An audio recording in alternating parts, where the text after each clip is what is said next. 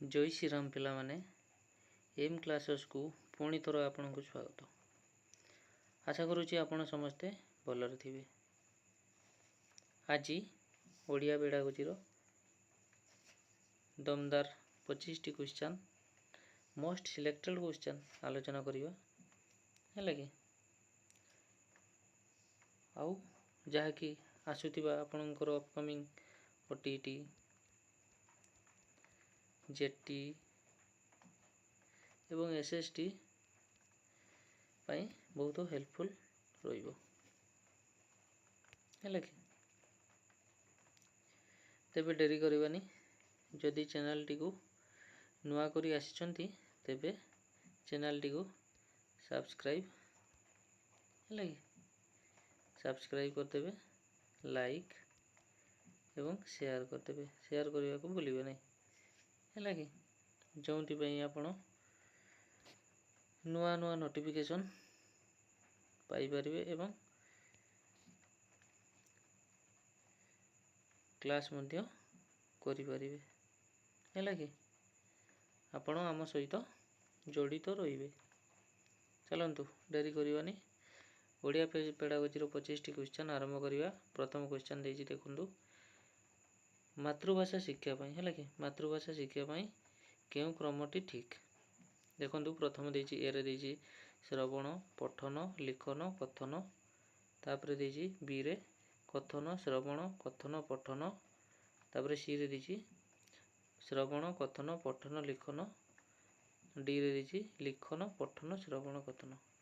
देखंतु हमरो मातृभाषा शिक्षा पाई प्रथमे पिलाटी कोन शिखे, पिलाटी प्रथमे किछि शुणे, जन्म होला परे ता माँ पाखरु किछि शुणे, तेबे हमरो सेटा कोन श्रवण, फास्ट श्रवण है कि श्रवण कर सारा परे से धीरे धीरे कोन जोटा शुणे सेटा पुणी कथा कहबा पई से ट्राई करे है कि कथा से तो कथन बुझि पाले कि कथन गला। कथन पर से धीरे धीरे आस्ते आस्ते जिते बेले से सब जिनसटा जानी जाए तेबे से कौन करे ना पठन करे। से जिनसटा को से कथाटा को से गोटे निजे निजे तैयारी करिकना कौन करे ना से पठन करने को चेष्टा करे, से पढ़े है कि तापरे धीरे धीरे धीरे धीरे से लेखिबा पई चेष्टा करे, जोटा कि कौन क्रमटी ठीक अछि ना ऑप्शन नंबर सी है कि ऑप्शन नंबर सी रे अछि। चलंतु नेक्स्ट क्वेश्चन देखबा। Question number 2 question answer show करि जाउछि टिके नेक्स्ट आगो को टिके ये करिकना रखिबे, क्वेश्चन आंसर रखिबा नहीं है कि आलोचना करिवे। चलंतु क्वेश्चन नंबर 2 केउंटी को पद्य शिक्षादान रो उद्देश्य रूपे ग्रहण करा जाई पारिबो। केउंटी पद्य शिक्षादान रो उद्देश्य रूपे ग्रहण करा जाई पारिबो कोडा को देखंतु ए रे देछि सौंदर्य बोधर विकास गोटे देछि, व्याकरण ज्ञान रो अभिवृद्धि देछि, अधिक संवादपत्र पठन रे आग्रह, चित्र देखि संपर्क स्थापन करिवा। ताने हमें पद्य शिक्षादान रो उद्देश्य रूपे ग्रहण करा जाई पारिबो कोडा को ना प्रथम देखंतु चित्र देखि संपर्क स्थापन करिवा है कि चित्र देखि संपर्क स्थापन कले कोन हो पिलाटी कोन हेबो, पिलाटी सब शब्द सहित एवं वर्ण सहित से परिचित हेबो। कोन ना चित्र देखि सेठी कोन थिबो ना लेखा थिबो सेठी जे गोटे देइथिबो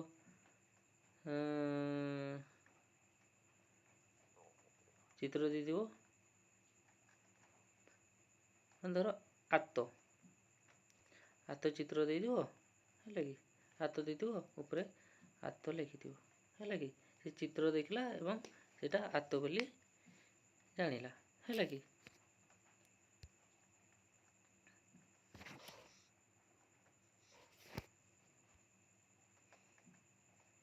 तापर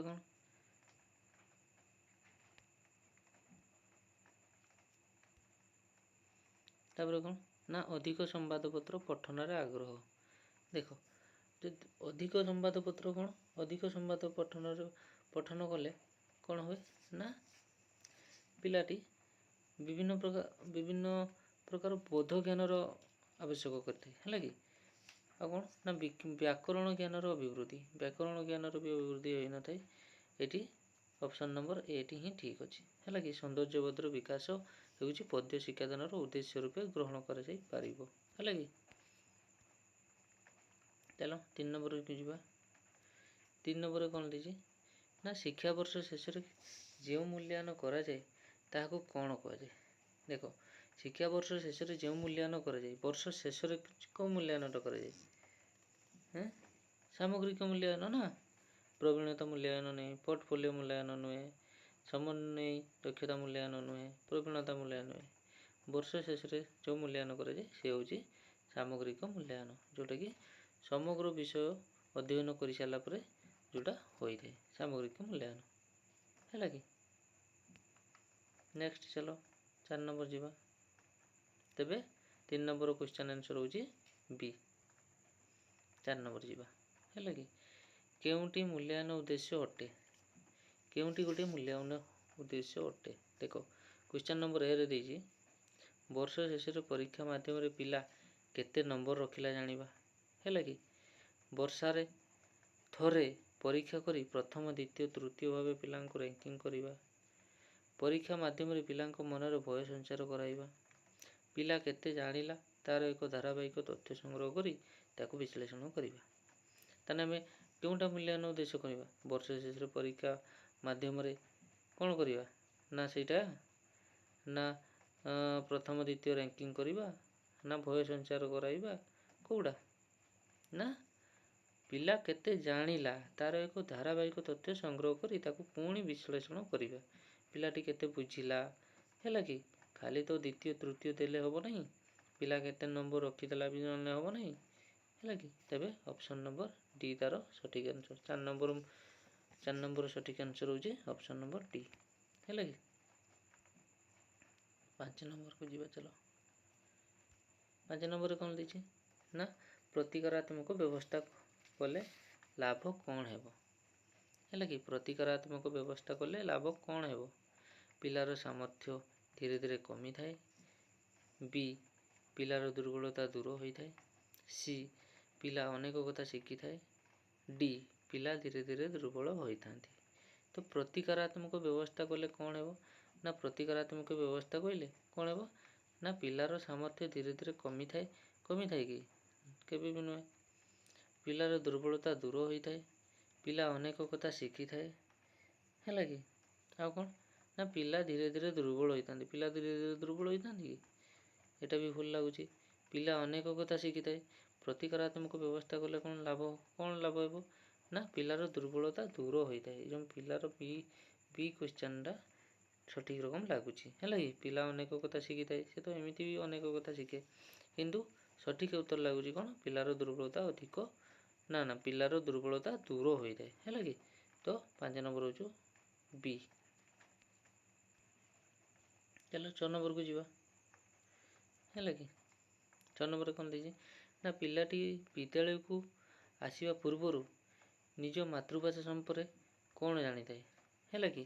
ପିଲାଟି ବିଦ୍ୟାଳୟକୁ ଆସିବା ପୂର୍ବରୁ ନିଜ ମାତୃଭାଷା ସମ୍ପର୍କରେ କ'ଣ ଜାଣିଥାଏ ନା ଲେଖିବା ଜାଣିଥାଏ, କିଛି ଶବ୍ଦ ଜାଣିଥାଏ, ପଢ଼ିବା ଜାଣିଥାଏ, ସାହିତ୍ୟ।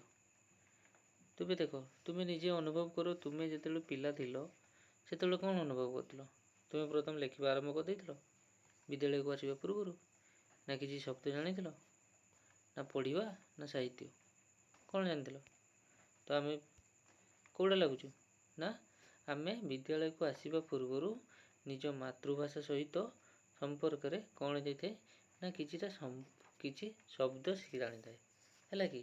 ଆମେ ଲେଖିବା ବି ଜାଣିନଥାଏ, ବହୁତ କମ୍ ଜାଣିଥାଏ, ହେଲା କି, କିନ୍ତୁ କିଛି ଶବ୍ଦ ଆମେ ଜାଣିଥାଉ, ହେଲା କି। ତ 6 ନମ୍ବର ସଠିକ୍ ଆନ୍ସର କ୍ୱେଶ୍ଚନ୍ ନମ୍ବର ବି, ହେଲା କି।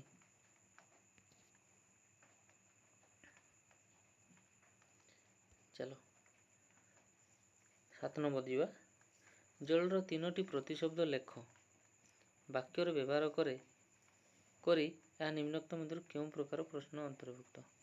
କହିଲ, ଜଳର 3ଟି ପ୍ରତିଶବ୍ଦ। ଗୋଟେ ଦେଇଛି ଏରେ କ'ଣ ଦେଇଛି ନା ମେଳକ ପ୍ରଶ୍ନ ଦେଇଛି, ହେଲା କି।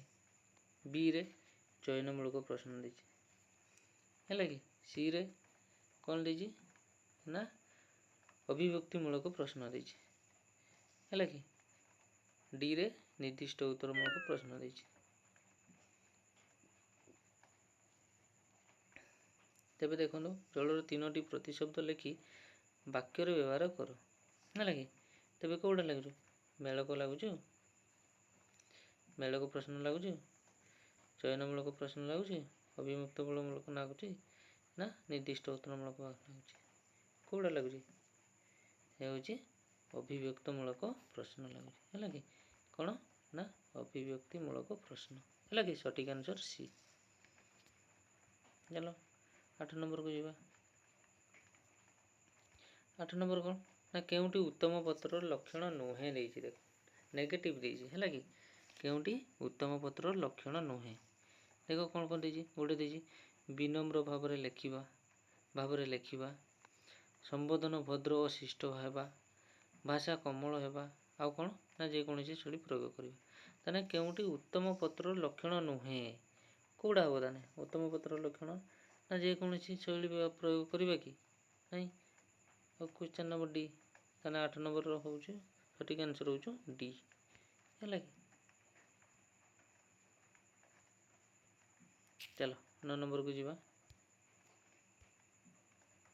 9 नंबर देछि केउटी सृजनात्मक लिखन अंतर्भुक्त नुहे है कि केउटी सृजनात्मक लिखन अंतर्भुक्त नुहे चित्र देखी गप लिखा है कि गोटे नामकरण को नहीं कविता लिखा केतोटी असंपर्कित शब्द को नहीं अनुच्छेद लिखा मुखस्थ कर कविताटी लिखा कौटा लगुच सृजनात्मक लिखनी है कि सृजनात्मक लिखनी कौन ना केउटा आम सृजनात्मक लिखनी भाव में कहूँ गोटे चिंता करना लिखि था गोटे चित्र देखी गप लिखा गोटे नामकरण को नहीं कविता लिखा केतोटी असंपर्कित शब्द को नहीं अनुच्छेद लिखा मुखस्थ कर कविताटी लिखा ताने कौटार कौन लगुच कौटा सृजनात्मक देख चित्र देखी गप लिखा सी भी गोटे सृजनात्मक लगुच गोटे नामकरण को नहीं कविता लिखा सी भी गोटे आम चिंता करना लिखुचे ना कि चिंता भाविकिना लिखुचे केतोटी असंपर्कित शब्द को नहीं अनुच्छेद लिखा किंतु मुखस्थ कर कविताटी लिखा आम गोटे मुखस्थ करें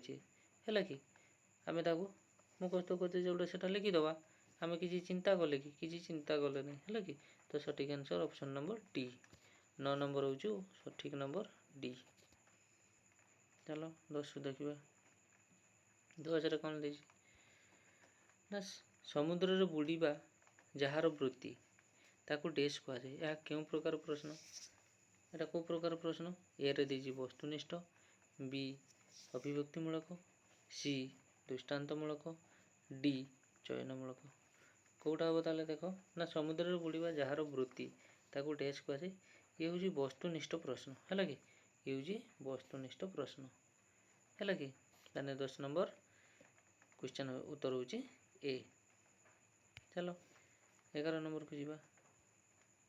11 नंबर कौन लीजिए ना मातृभाषा शिक्षा देवा पूर्व शिक्षक प्रथमे कौन करेंगे ना यार दीजिए पिलाटी कौन जानी ताहा जानिबा पिलाटी कौन पढ़िबो ताहा जानिबा पिलाटी मातृभाषा पाई केते आग्रही जानिबा पिलाटी पिलार परिवार संपर्क रे जानिबा ताने मातृभाषा शिक्षा देवा पूर्व शिक्षक प्रथमे कौन करेंगे ना पिलाटी कौन केते जानिछि हैला पिलाटी कौन जानिछि ताहा जानिबा हैला कि पिलाटी प्रथमे कौन जानिछि तार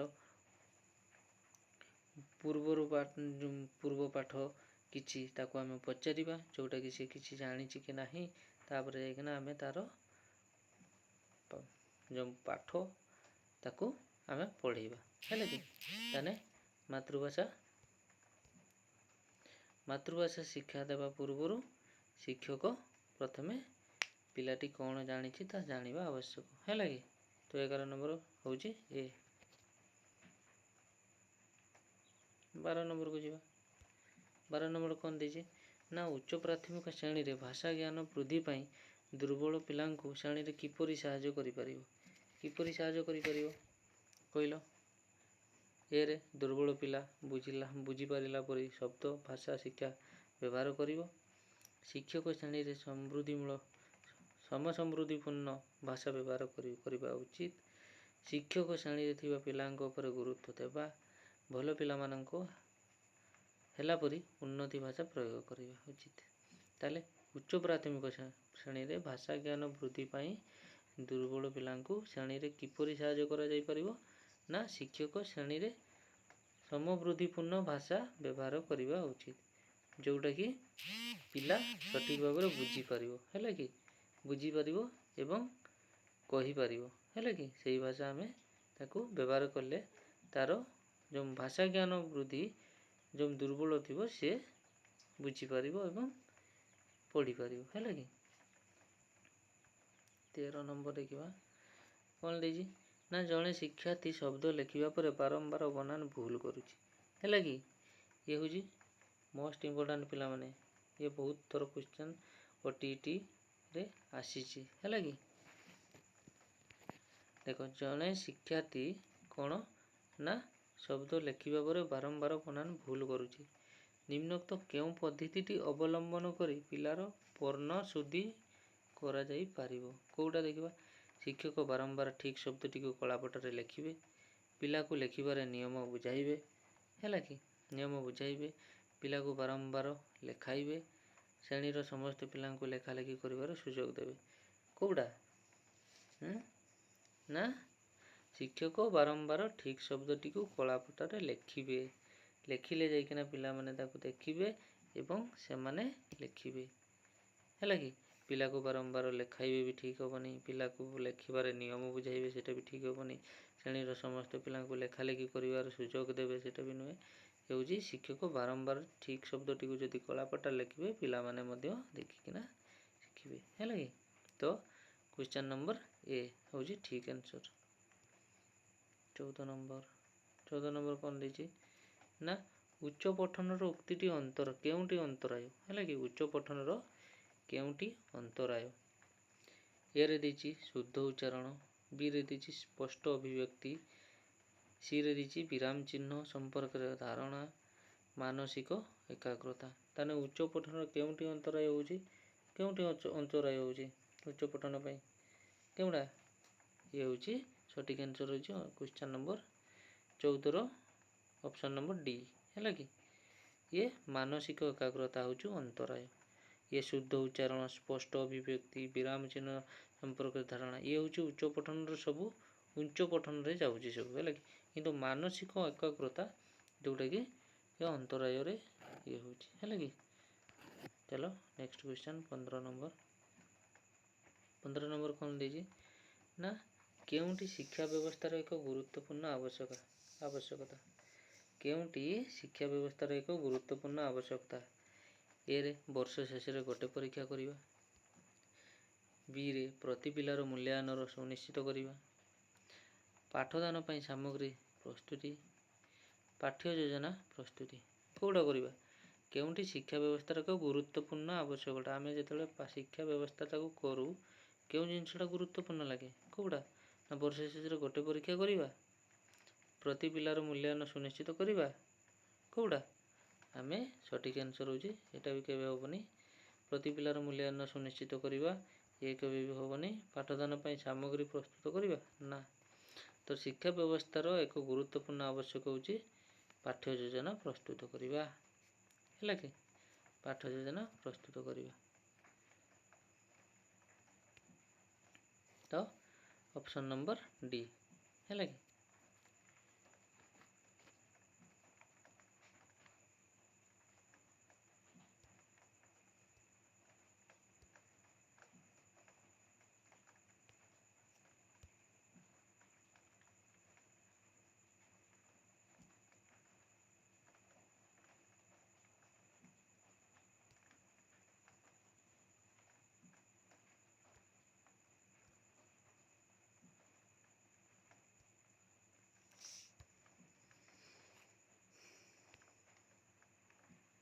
ଚାଲ କ୍ୱେଶ୍ଚନ୍ ନମ୍ବର 16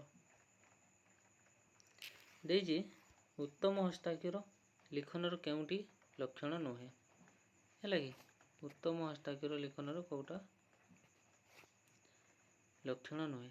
ଅକ୍ଷର ଗୁଡ଼ିକର ନିର୍ଭୁଲ ଭାବେ ଲେଖିବା, है कि हस्ताक्षर लिखन केउटा गोटे नुहे देछि नेगेटिव देछि भलसे देखिबो पिला माने नुहे देछि है कि अक्षर गुड़िक निर्भुल भाव लिखा शब्द शब्द मध्य व्यवधान न रखा यहाँ गोटे लगुच सठिक आंसर अक्षर आकार समान रखा गोल गोल सुंदर अक्षर लिखा तो ऑप्शन नंबर 16 है कि question number 16 option number B हूँ सठिक आंसर है कि कौन देछि ना शब्द शब्द मध्य व्यवधान न रखा है कि आम तो रखा ना व्यवधान सठिक रखा हस्ताक्षर लिखन में है कि नेक्स्ट क्वेश्चन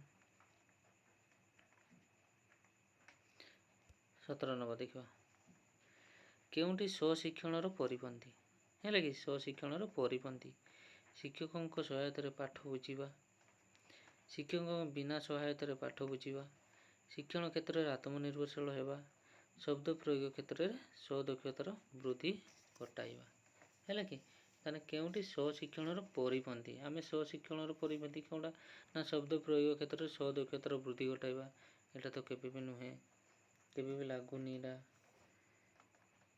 है कि लगुनि शिक्षण क्षेत्र में आत्मनिर्भरशील होगा शिक्षण क्षेत्र में आत्मनिर्भरशील होगा यहाँ भी लगुनि शिक्षकों बिना सहायता पाठ बुझा यहाँ भी तो होनी ये सठिक आंसर हो ए है कि शिक्षकों सहायता पाठ बुझा है कि तो 17 number question option number A सठिक आंसर है कि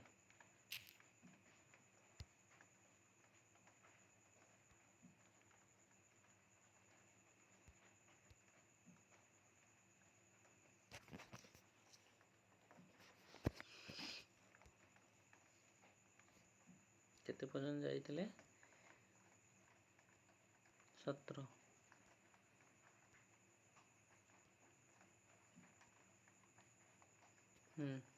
तो 17 नंबर क्वेश्चन आंसर कौन ना ए है कि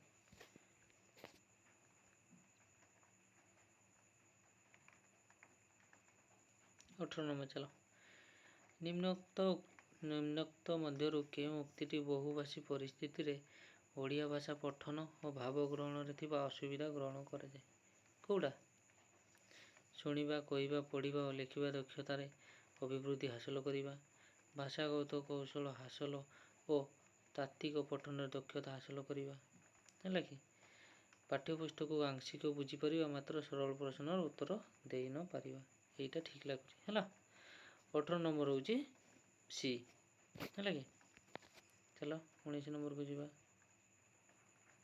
19 नंबर कौन दीजिए भाषा शिक्षण पाई शिक्षक क्यों उपकरण व्यवहार करें कहल भाषा शिक्षण पाई आमे भाषा शिक्षण पाई गोटे शिक्षक कौन उपकरण व्यवहार करेंगे गोटे दीजिए चक फ्लैश कार्ड अक्षर तालिका ब्लैकबोर्ड है कि तो देखो भाषा शिक्षण पाई आमे जदि भाषा शिखा देख चक केबे तो हेबो भी नहीं ब्लैकबोर्ड चक ब्लैकबोर्ड एका एका तो हो नहीं अक्षर तालिका भी केबे हो नहीं तब ये ऑप्शन नंबर बी हो फ्लैश कार्ड है कि भाषा शिक्षण पाई शिक्षक क्यों उपकरण व्यवहार करेंगे ना फ्लैश कार्ड व्यवहार करेंगे है कि फ्लैश कार्ड देले पिला माने एक्टिव रहिबे है कि से फ्लैश कार्ड देले एक्टिव रहिबे और पिला मानक सहित आलोचना मध्य करि परिबे है कि तो 19 नंबर ऑप्शन नंबर बी है कि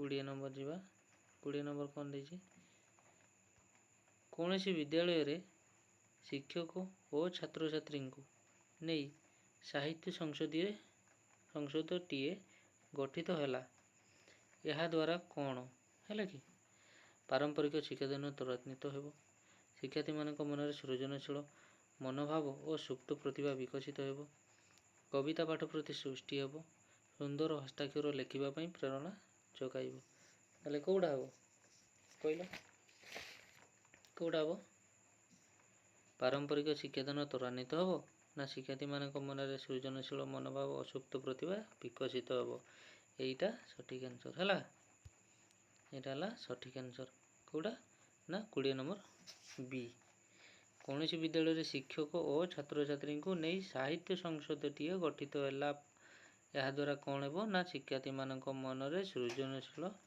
ମନୋଭାବ ଓ ସୁପ୍ତ ପ୍ରତିଭା ବିକଶିତ ହେବ। ହେଲା କି? ତ ଅପସନ୍ ନମ୍ବର ବି। 21 ନମ୍ବର ଦେବା। ବିଦ୍ୟାଳୟର ପ୍ରାଚୀର ପତ୍ର ପ୍ରଦର୍ଶନ ଦ୍ୱାରା କି ଉପକାର ସାଧିତ ହୋଇଥାଏ କହିଲ? ବିଦ୍ୟାଳୟରେ ପ୍ରାଚୀର ପତ୍ର ପ୍ରଦର୍ଶନ ଦ୍ୱାରା କି ଉପକାର ହୋଇଥାଏ? ପିଲାମାନଙ୍କର ପଠନ ଦକ୍ଷତା ବୃଦ୍ଧି ହୁଏ, ପିଲାମାନଙ୍କର ଲିଖନ ଦକ୍ଷତା ବୃଦ୍ଧି ହୁଏ, ପିଲାମାନଙ୍କର ସାମାଜିକ ସମ୍ପର୍କ ବୃଦ୍ଧି ହୋଇଥାଏ, ନା ପିଲାମାନଙ୍କର ଉପସ୍ଥାନ ବୃଦ୍ଧି ହୁଏ? ଦେଖ, ବିଦ୍ୟାଳୟ ପ୍ରାଚୀର ପତ୍ର ଯଦି ପ୍ରଦର୍ଶନ ଦ୍ୱାରା କି ଉପକାର ସାଧିତ ହୋଇଥାଏ ପିଲାମାନଙ୍କର? ନା ପିଲାମାନଙ୍କର ପଠନ ଦକ୍ଷତା ବୃଦ୍ଧି ହୋଇଥାଏ, ନା ପିଲାମାନଙ୍କର ଲିଖନ ଦକ୍ଷତା ବୃଦ୍ଧି ହୋଇଥାଏ? ପ୍ରଦର୍ଶନ ଦ୍ୱାରା କ'ଣ ଲିଖନ ଦକ୍ଷତା ବୃଦ୍ଧି ହେବ ଯେ? ପିଲାମାନଙ୍କର ସାମାଜିକ ସମ୍ପର୍କ ବୃଦ୍ଧି ହୋଇଥାଏ କି? ନା, ହେଇନଥାଏ। ତେବେ ଏ ଆଉ ବି ମଧ୍ୟରୁ ସବୁଠୁ ବେଷ୍ଟ ଆନ୍ସର ଲାଗୁଛି ଆମକୁ ଡି, ପିଲାମାନଙ୍କର ଉପସ୍ଥାନ ବୃଦ୍ଧି ହୋଇଥାଏ। ହେଲା କି? ତ 21 ନମ୍ବର ଡି ଲାଗୁଛି। ହେଲା କି? ଚାଲ 22 ନମ୍ବର ଦେଖିବା। 22 ନମ୍ବରରେ କ'ଣ ଦେଇଛି? ଭାଷାର ମୂଲ୍ୟାୟନ ପାଇଁ କେଉଁଟି ଆବଶ୍ୟକ? କେବଳ ବହିରେ ଥିବା ପ୍ରଶ୍ନ ଗୁଡ଼ିକର ଉତ୍ତର କରିବା? ଠିକ୍ ଲାଗୁନି। କେବଳ ବହିରେ ଥିବା ପ୍ରାସଙ୍ଗିକ ପ୍ରଶ୍ନ ଶିକ୍ଷକ ନିଜେ ତିଆରି କରି ସେଗୁଡ଼ିକୁ ଉତ୍ତର କରିବାକୁ ଦେବା? ଭାଷାଗତ ଉଦ୍ଦେଶ୍ୟକୁ ନେଇ ପାଠ୍ୟପୁସ୍ତକ ପ୍ରଶ୍ନ ଦେଇ ତା'ର ଉତ୍ତର ଲେଖିବା? ଆଉ କ'ଣ ନା ପାଠ୍ୟପୁସ୍ତକ ପ୍ରଶ୍ନ ସହ ବହି ବାହାରର ପ୍ରଶ୍ନ ମଧ୍ୟ ଦେଇ ତା'ର ଉତ୍ତର କରିବା? 22 ନମ୍ବରଟା କେଉଁଟା ଠିକ୍ ଲାଗୁଛି? ଭାଷାରେ ମୂଲ୍ୟାୟନ ପାଇଁ କେଉଁଟି ଆବଶ୍ୟକ? ଭାଷାର ମୂଲ୍ୟାୟନ ପାଇଁ କେଉଁଟା? ନା କେବଳ ବହିରେ ଥିବା ପ୍ରଶ୍ନ ଗୁଡ଼ିକ ଉତ୍ତର ଦେବା? ଏଇଟା ତ ଠିକ୍ ଲାଗୁନି, କେବଳ ଲାଗିଛି ନେଗେଟିଭ୍, ଇଏ ବି କେବଳ ଲାଗିଛି ନେଗେଟିଭ୍। ହେଲା କି? ଆଉ ଦୁଇଟା ରହିଲା, ଭାଷାଗତ ଉଦ୍ଦେଶ୍ୟକୁ ନେଇ ପାଠ୍ୟପୁସ୍ତକ ପ୍ରଶ୍ନ ଦେଇ ତା'ର ଉତ୍ତର ଲେଖିବା, ପାଠ୍ୟପୁସ୍ତକ ପ୍ରଶ୍ନ ସହ ବହି ବାହାରର ପ୍ରଶ୍ନ ମଧ୍ୟ ଦେଇ ତା'ର ଉତ୍ତର କରିବା। ତ ଦୁଇଟା ମଧ୍ୟରୁ ଡିଟା ଠିକ୍ ଲାଗୁଛି। ହେଲା କି? ତ 22 ନମ୍ବର ଅପସନ୍ ନମ୍ବର ଡି। ହେଲା କି? ପାଠ୍ୟପୁସ୍ତକ ପ୍ରଶ୍ନ ସହ ବହି ବାହାରର ପ୍ରଶ୍ନ ମଧ୍ୟ ଦେଇ ତା'ର ଉତ୍ତର କରିବା। ହେଲା କି? 23 ନମ୍ବର, ଶୁଦ୍ଧ ଭାବେ ସରଳ ବାକ୍ୟର ପୁନରାବୃତ୍ତି କରିବା ଏହା କେଉଁ ଦକ୍ଷତାର ଅନ୍ତର୍ଭୁକ୍ତ କହିଲ? ଶୁଦ୍ଧ ଭାବେ ସରଳ ବାକ୍ୟର ପୁନରାବୃତ୍ତି କରିବା ଏହା କେଉଁ ଦକ୍ଷତାର ଅନ୍ତର୍ଭୁକ୍ତ? ଶୁଦ୍ଧ ଭାବେ ସରଳ ବାକ୍ୟର କହିଲ? ସରଳ ବାକ୍ୟ, ଆମେ ଗୋଟେ ବାକ୍ୟ କ'ଣ କହୁ, ତେବେ କ'ଣ ହେବ? କଥନ ହେବ। ହେଲା କି? ତ ଅପସନ୍ ନମ୍ବର ସି। ଚାଲ 24 ନମ୍ବର ଯିବା। 24 ନମ୍ବର କ'ଣ ଦେଇଛି? ନା ମୂଲ୍ୟାୟନ ଶିକ୍ଷକକୁ କେଉଁ ବାଟଟି ଦେଖାଇଥାଏ? ମୂଲ୍ୟାୟନ ଶିକ୍ଷକକୁ କେଉଁ ବାଟଟି ଦେଖାଇଥାଏ? କେଉଁ ବାଟଟି? ନା ପିଲାର ଦୁର୍ବଳତା ଜାଣି ତାକୁ ବାରମ୍ବାର ସଚେତନ କରାଇବା, ପିଲାକୁ କେତେବେଳେ କେଉଁଠି ସାହାଯ୍ୟ କରାଇବ, ପିଲାର ଦୁର୍ବଳତା ଗୁଡ଼ିକ ତାଲିକା କରି ଶ୍ରେଣୀରେ ଚାର୍ଟ ପେପରରେ ଟଙ୍ଗାଯିବ, ପିଲାର ନମ୍ବରକୁ ଭିତ୍ତି କରି କିଏ ଟାଣୁଆ ଓ କିଏ ଦୁର୍ବଳ ତା'ର ତାଲିକା କରିବ। ତାହେଲେ ମୂଲ୍ୟାୟନ ଶିକ୍ଷକଙ୍କୁ କେଉଁ ବାଟଟି ଦେଖାଇଥାଏ? କେଉଁ ବାଟଟି କହିଲ? କେଉଁ ବାଟଟି ଦେଖାଇଥାଏ?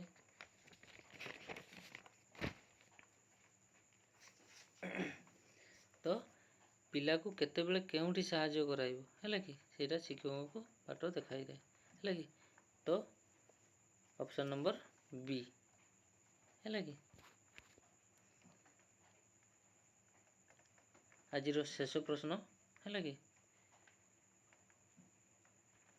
ଦେଖ, ପାଠ୍ୟପୁସ୍ତକ ଶେଷ ପ୍ରଶ୍ନ। ହଁ ପିଲାମାନେ, ଯଦି ଆପଣ ଆମର ଚ୍ୟାନେଲଟିକୁ ନୂଆ କରି ଆସିଛନ୍ତି ତେବେ ଲାଇକ୍, ହେଲା କି, ଲାଇକ୍, ସେୟାର ଏବଂ ସବସ୍କ୍ରିପସନ୍ କରିବା ପାଇଁ ଭୁଲିବେ ନାହିଁ। ସବସ୍କ୍ରାଇବ୍ କରିଦେବେ। ହେଲା କି? ଯେଉଁଥିପାଇଁ ଆପଣଙ୍କୁ ଯେଉଁ ନୂଆ କ୍ଲାସ୍ ଅପଡେଟ୍ ହେବ ତାହା ଆପଣଙ୍କ ପାଖକୁ ନୋଟିଫିକେସନ୍ ଯିବ। ହେଲା କି? ହଉ ଦେଖିବା 25 ନମ୍ବର ଆଜି ଶେଷ ପ୍ରଶ୍ନ। ପାଠ୍ୟପୁସ୍ତକମାନଙ୍କ ଭିତରେ କେଉଁ ଶ୍ରେଣୀର ପାଠ୍ୟପୁସ୍ତକଟି ସମନ୍ୱିତ ପାଠ୍ୟପୁସ୍ତକର ଅନ୍ତର୍ଗତ? ଏଠି ପ୍ରଥମ ଶ୍ରେଣୀ, ଦ୍ୱିତୀୟ ଶ୍ରେଣୀ, ତୃତୀୟ ଶ୍ରେଣୀ, ଚତୁର୍ଥ ଶ୍ରେଣୀ। କେଉଁଟା ନା ପାଠ୍ୟପୁସ୍ତକ ମାନଙ୍କ ଭିତରେ କେଉଁ ଶ୍ରେଣୀର ପାଠ୍ୟପୁସ୍ତକଟି ସମନ୍ୱିତ ପାଠ୍ୟପୁସ୍ତକ, ଏତେ ସମସ୍ତେ ଜାଣିଛନ୍ତି ଏବଂ ପଢ଼ିଛନ୍ତି। ଇଏ ହେଉଛି ପ୍ରଥମ ଶ୍ରେଣୀ ହେଲା।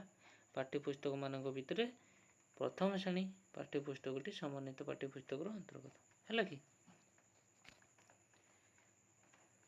ତ 25ଟି କ୍ୱେଶ୍ଚନ୍ ସରିଯାଇଛି ହେଲା କି। ତ କ୍ଲାସ୍ଟି କେମିତି ଲାଗିଲା ତୁମର ମତାମତ ଆମର ମୋତେ ଲେଖି ଜଣାଇବେ ଏବଂ କ୍ଲାସ୍ଟି କିପରି ଲାଗିଲା ଲେଖି ଜଣାଇଲେ